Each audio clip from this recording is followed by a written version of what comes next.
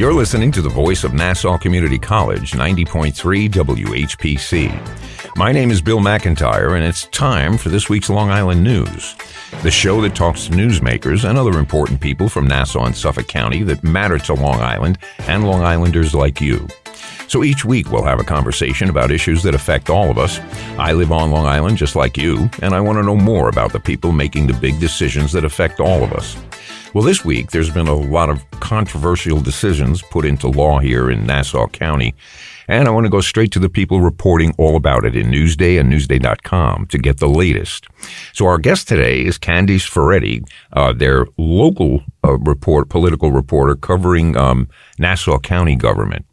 Well, Candice, welcome back to this week's Long Island News. Thanks for having me, Bill. Well, thanks for taking the time. I know you were probably pretty busy.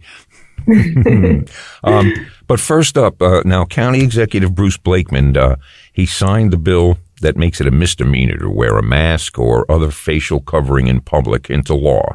And it's among the first kind of its state, and maybe the first in the country, if I'm not overstepping there, but I think it might be first in the country. But there are similar ones. It's not really the first in the country. Okay. There are ones similar. Good to know. Now, can you tell us what the law states, and then tell us maybe what exactly is legal and illegal now in Nassau County, and also what the people in Nassau County think of it? Sure, Bill. Well, the county executive signed into law a bill that was voted on by the 19-member legislature. The Republicans control the legislature 12-7. The Democrats all abstained from the vote. They agreed with the spirit of the law, but didn't necessarily agree with some of the language in it or the approach that it was taking. But basically, going forward, wearing a face mask or covering your face for the purpose of concealing your identity is now a misdemeanor in Nassau County, punishable with up to 1 year in jail or $1,000 fine or both. And this has, a lot of people trying to figure out how it's going to be enforced, how it's going to apply to certain communities, people with disabilities, people in minority communities, all kinds of different questions still remain on this law. Mm. Yeah, how it'll be implemented too. Well, I've heard, I believe I heard a news blurb basically saying that the police force was streetwise and all that, and they would be able to determine. But what does this mean to the average person? If I'm walking down the street, if I'm immunocompromised, if I have, there could be a plethora of reasons. Do I have to have paperwork about that reason? Great question. At the signing, myself and a few other reporters were asking the county executive some of those practical questions, and unfortunately came up a little dry. He didn't actually answer the question of whether or not, if you're immunocompromised or have a chronic illness that requires you to mask up in public, if you need to have any kind of card or doctor's note or any of that, we don't know. What we do know, and I've spoken both on background and on the record, and the police commissioner has actually testified as such. The cops will probably be instructed to do something similar to what they already do when there's suspicious activity, we're told. A lot of people have made the analogy to tinted windows. I think there's a law that says you can only tint your windows so dark at like 30% or something.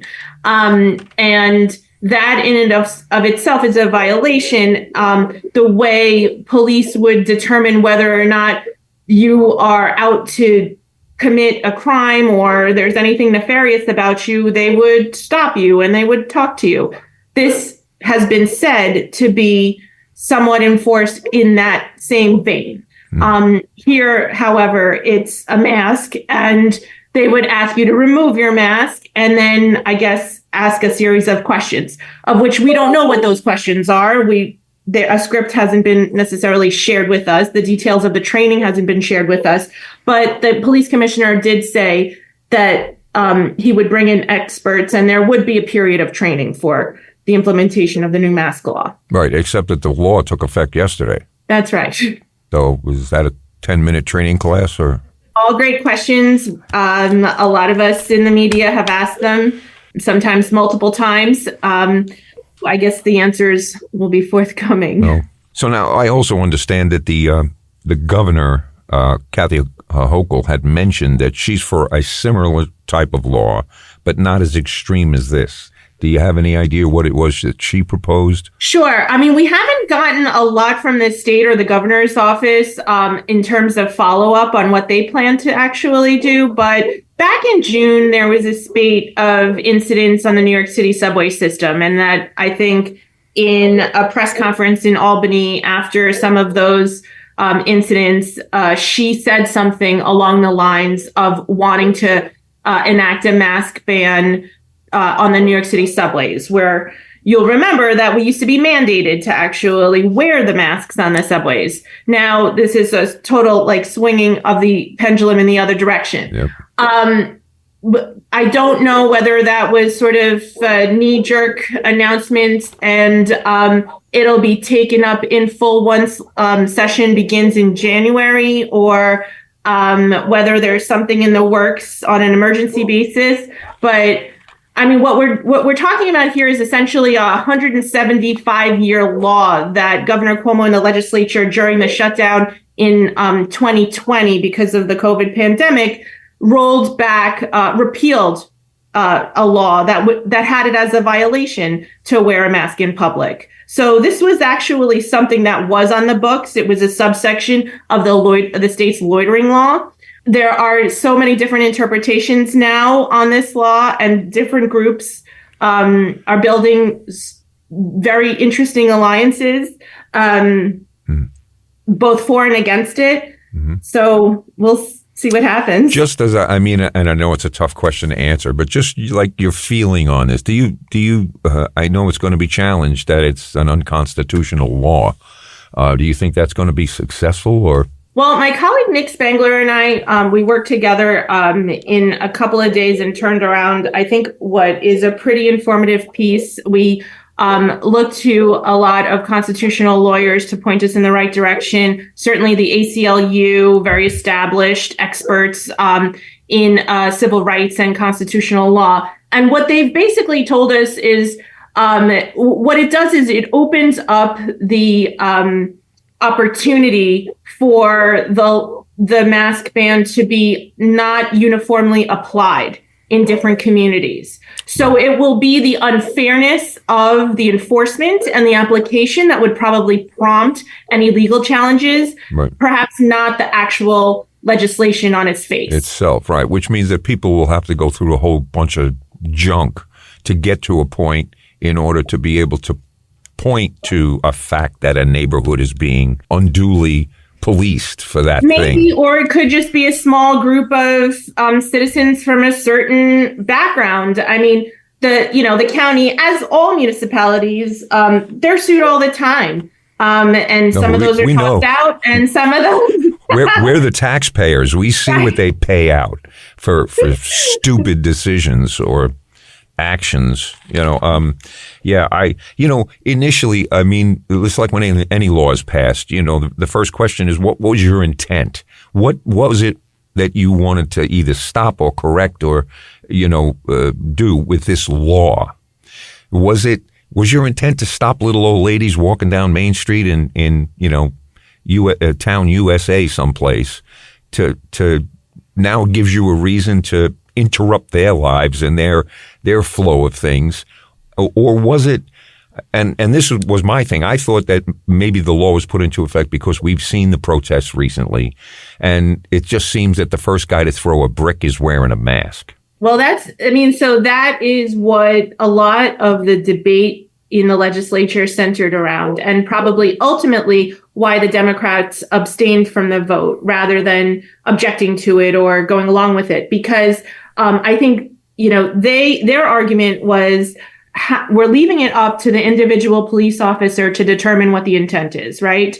If you're wearing a mask, it will depend on your ability to answer a series of questions to a patrol officer to determine the intent. And on their side of things, they have made a pledge to not overreach and overly enforce a law. But again, there's that gray area, right? Yeah, promise. It's just a promise. Right. And so when the Democrats had argued when you make the wearing of the mask the actual crime and not an add-on to whatever hate speech, vandalism, crime that person is already committing, you're going down sort of a slippery slope there. Right. And wouldn't you, I mean, if I already have 5 charges against a guy, let's just say for whatever, and he happens to be wearing a mask, I can always add that one because now I know he was doing something wrong. He's not wearing it because he's afraid of sneezing on somebody or somebody sneezing on him. But the crime that he was intending to do was the first thing I caught him doing. It had nothing to do with a mask. But I can add another year in the slammer and another $1,000 fine on whatever it is he's already getting. That was what the Democrats had been arguing. They had wanted to up the charges for a person because they were wearing a mask who after they have committed an initial crime, right? Yeah. So a lot has been talked about in terms of the KKK, right? Mm-hmm. They masked, you can argue, hid their identities, right? And rallied against basically promoted hate, right? But there is nothing positive that can come from wearing that particular mask. It has no other purpose. I mean, that's a legitimate argument that I didn't go to law school, so probably I'm not, necessarily equipped to answer. But their behavior was beyond concealing their identity, right? Mm. So the crime wasn't the central crime wasn't necessarily concealing their identity, right? No, that wasn't the first, right? But what the Republicans in the legislature kind of bring up all the time is that comparison to the KKK. All right. You're listening to this week's Long Island News on the voice of Nassau Community College, 90.3 WHPC. My name is Bill McIntyre, and today we're talking to Candice Ferrette, Newsday and Newsday.com's political reporter covering the Nassau County Government. A better idea might have been to get a squad of guys. I mean, if this law is going to stay on the books, get a squad of people who specialize in that kind of thing, rather than giving it out to a 2,600 member police department and having the hierarchy tell me that they're all cool guys. I don't know. Maybe put that in. That's basically what we got as an explanation, right? That's basically what we got as an explanation for how this is going to go down. And then to find out that the law was actually put in place yesterday, the training hasn't started. So what does that mean? I can walk down Main Street now with a mask on and there's nobody qualified to stop me? Well, I mean, what they will always say and Commissioner Ryder often talks about how Nassau County is the safest county in the nation. And we have a large and very well-paid, highly trained police force here. That we do. I think that they're asking for the public's trust in this situation, that they will be able to be trusted to evenly apply a law like this. The critics are saying they shouldn't have to be in the position of determining how to apply a law like this. So, well, I mean, think of it conversely. We could ask the police department to trust the populace. How far do you think that would go? Nah, I don't need an answer. I don't need an answer, right? Okay, well, we have some other things too, and Mayor Adams has been on the news and stuff lately talking about subway crime. If when we have protests, see, this is something that's really kind of, it would get my angst. I would get antsy watching a news report on TV where someone had a microphone in front of someone who was wearing a mask. And they were actually interviewing this person wearing a mask who remains totally anonymous. The ACLU thinks that that's a necessity, that people who are whistleblowers or whatever need to protect their identity. So in that kind of case, because to not let a person wear a mask, then you're impinging their free speech because now they don't want to say what they know for fear of reprisal. I don't know. That doesn't settle with me so well. I don't like to see a guy on TV with a mask on telling me what's going on in the situation. I feel like it's definitely going to be one-sided. And why doesn't the guy want me to know who he is? It's just sat that way. But they say differently. And again, I'm no lawyer either. So, you know, I'm still thinking about that one. So to stop, I can understand stopping people at rallies and protests because they do seem to be the ones who light the first match or throw the first brick. And if you do, and that's why they said they couldn't prosecute any of these people with the Palestinian and Israeli issue that was going on at the campuses because they were all, you know, anonymous. Nobody could see their faces. I don't know if this fixes that. I mean, if you're already blatantly committing some egregious crime, are you really going to worry about somebody saying, you know, you're not supposed to have a mask on? I mean, what I had heard, so in this country, we have a right to anonymous free speech, not hate speech, but free speech, right? And I think that what the police department and, you know, the larger law enforcement community might say is that the wearing of the mask while they're doing these acts of hate speech or violence or vandalism makes their job a lot harder, right? We have the cameras everywhere now, right. But if you can't positively identify somebody by their face, how are you going to prosecute them, right? I mean, that's a legitimate argument. On the other side, you'll have a constitutional lawyer talking about how law firms have reneged on job offers because they have seen people unmasked, prospective employees at rallies, and the opposition now with, you know, the internet and all of the tools we have available to research a person, we can do based on their facial features, and where they were at the time, and, you know, other very limited things. But you can basically dox someone who was at a rally, and if you don't agree with what they were rallying on, even if they weren't committing acts of hate speech and others maybe participating in that same group you're now like associated with them. So yeah, I don't know. Yeah. I mean, I think that that's sort of the age-old question of the right to anonymous free speech. Right. Yeah. Apparently that, you know, that, and it's just always kind of rubbed me the wrong way. If this guy really believes what he's saying, he should show us, you know, who he is. But I do get that. I mean, you're talking to, you know, a reporter who, you know, wants people to identify themselves first and last name, age, and hometown every time I interview somebody. So certainly. And the other thing is that you're out there interviewing them. They know who you are, you know, and reporters are not necessarily, you know, at the bottom of people who get threatened. You know, there are a lot of reporters are losing their lives around the world for reporting stories that people don't want them to. You know, that's got its downside too. But well, anyway, so hopefully in the future, you know, I'll read some more articles from you, and we'll start to get closer to what's really going on there. But I have some other questions. It's switching up, but it's kind of staying on the topic. Mr. Blakeman was reported this week that he's amassed more than $1 million in his campaign account, according to state filings. Now, despite not formally announcing a run for re-election or any other elected office, where's all that money coming from? Do you know?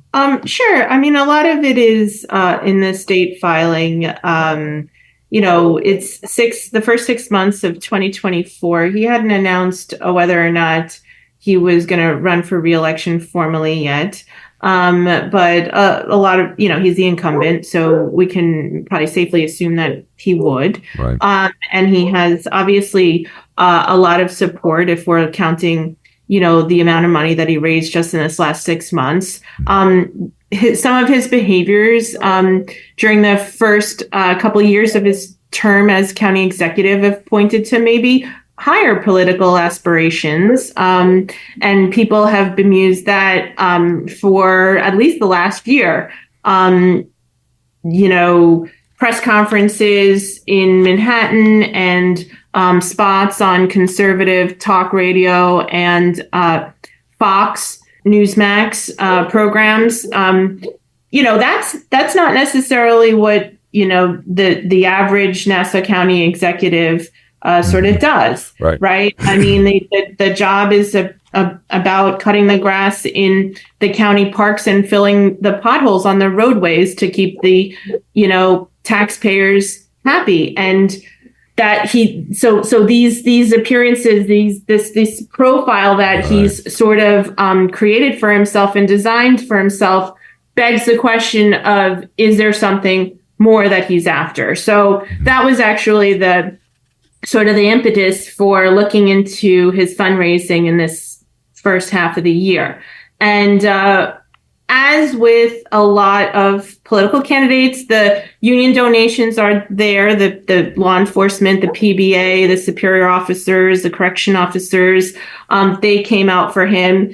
But they did for lots of other candidates as well. He also gets thousands of dollars from political action committees and law firms who have an interest in grieving homeowner taxes, property taxes, in an assessment system that is still broken. Are frozen. It's still broken. Yeah, still broken. Nobody's fixed it. That Blakeman has promised to fix, as a matter of fact. Get in line. Everybody's promised to fix it. He had announced himself as the candidate who would fix Laura Curran's broken assessment system. And the reality is that there's been a revolving door in the Department of Assessment, and still without a permanent head of that department. The property values are still frozen.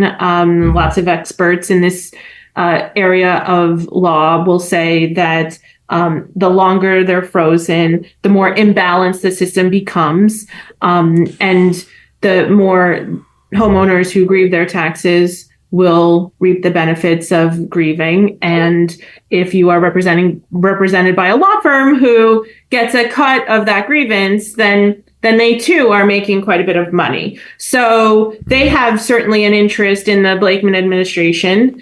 And then individual donors like David Mack, who, is a philanthropist and a very politically active person, but has donated to both parties and has also supported Laura Curran in the past. The only wrinkle here is that the Blakeman administration and Hofstra, which is David Max's, they were at odds. They're at odds about a few things. It's right down the road from you guys. A lot of buildings are named after David Mack. Proud Hofstra graduate here. Yeah, that's right. He's a very proud Hofstra graduate. So I just thought it was ironic that he was among the top individual donors, given the controversy over the casino at the Nassau Coliseum between Hofstra and the Blakeman administration. We're going to get to that next, but I have a question for you. Maybe I'm not sure, and I know it's inferred.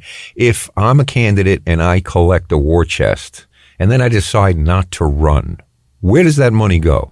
Who has a right to that money? Especially if it was donated in my name. So that's a great question. And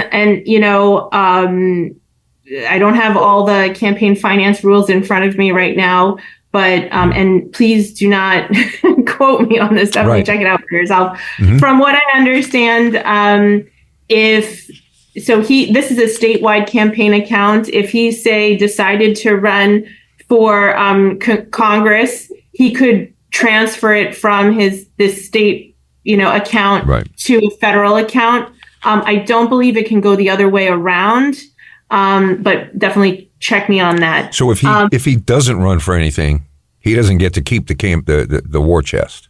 A lot of times they will transfer. They can use that to transfer to other candidate campaigns or the Nassau GOP or other political action committees that are aligned with, the Blakeman politics. For example, there are transfers into a lot of GOP candidates' campaigns from the Peter King for New York account, right? I mean, Peter King has been retired for years, right, but he was a great fundraiser and got a lot of support for his 3 decades in public office on Long Island. So there's money that just filters through that account. Wow. And it's been a big topic on our show. We reported a week or two, the Las Vegas Sands. They are now the official operator of the Nassau Veterans Memorial Coliseum, as it bids for a state gambling license to build a proposed $6 billion casino resort on the county property. What's the latest on the project? What's going on with that? Do you know? Well, like you said, they have an operating lease that was approved by the 19-member legislature. They will relaunch an environmental review for that property to see if they will get approved for some of the zoning changes that they would need in order to build the $6 billion casino resort that they have proposed. At the same time, they also need to apply for a state gaming license, which that application will come online, we're told, next year, 2025, I believe it's in the spring.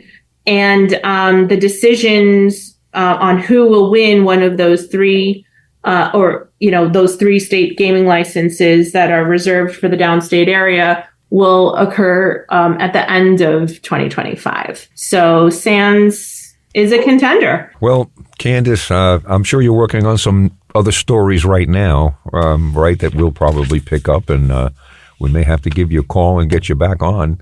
I am. We learned a lot. Thank you very much. I'm happy. My guest today has been Candice Ferrette, Newsday and Newsday.com's political reporter covering Nassau County Government. And again, thanks for coming. I know you got things to do. But the clock on the wall says it's time for this week's Long Island News to get on out of here. I'm Bill McIntyre. Remember, you can listen to us by searching for this week's Long Island News wherever you listen to podcasts. And we're right here every Friday at 3 p.m. on the radio on the voice of Nassau Community College, 90.3 WHPC.